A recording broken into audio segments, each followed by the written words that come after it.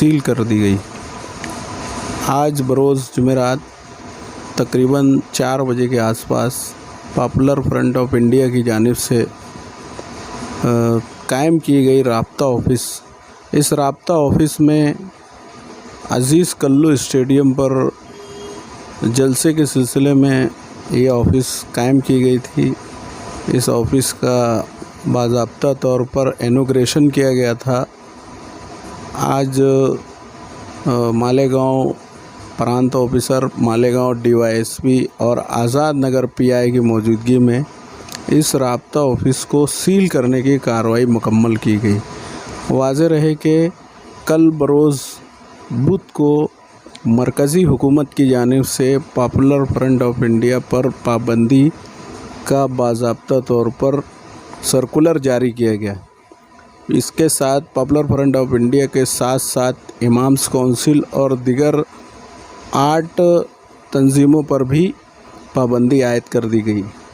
बकिया दिगर तंजीमें मालेगांव शहर में सरगर्म अमल नहीं हैं। मालेगांव शहर में सिर्फ 2 ही तंजीमें देखी जाती है, इनकी सरगर्मियाँ पाई गई, जिसमें पॉपुलर फ्रंट ऑफ इंडिया और इमाम्स काउंसिल।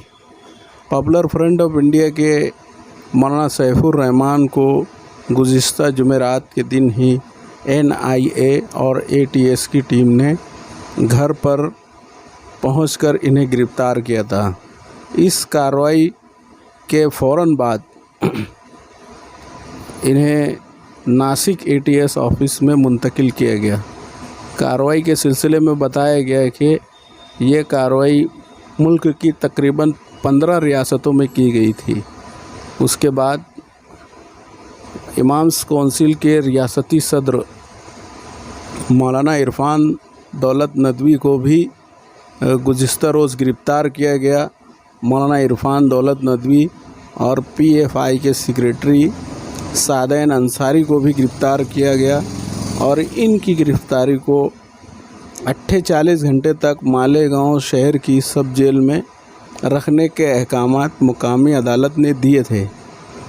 आज इनकी गिरफ़्तारी के बाद रिहाई हो जानी चाहिए थी, मगर जब कुछ अहले खाना यहाँ इनके रिहाई के लिए इंतज़ार कर रहे थे, उसी वक्त मालूम हुआ कि मालेगांव शहर में नासिक LCB की जानिब से 107 के तहत वापस इन्हें गिरफ़्तार कर लिया गया और इन्हें नासिक ले जाया गया है। तादम तहरीर अभी मालेगांव शहर की जलसे के लिए कायम की गई पॉपुलर फ्रंट ऑफ इंडिया की राब्ता ऑफ़िस को सील करने की कार्रवाई को मुकम्मल किया गया।